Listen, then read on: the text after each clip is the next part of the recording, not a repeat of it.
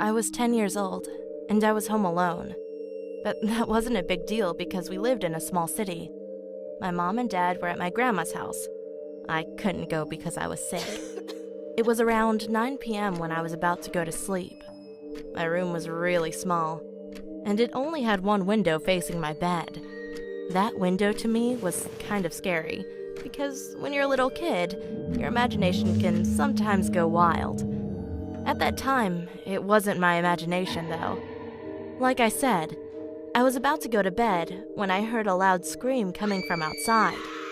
It was really scary, but I tried to be quiet so I could listen to what was going on outside. Nothing was happening, though.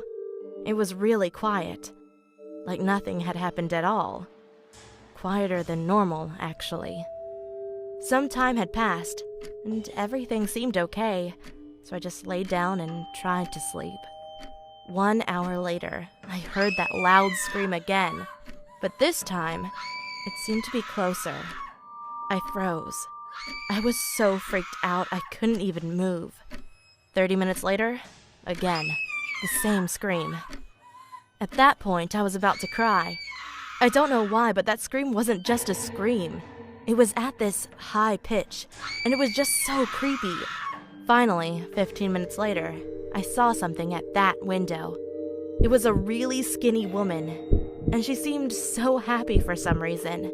She was smiling, and her smile was so big and creepy.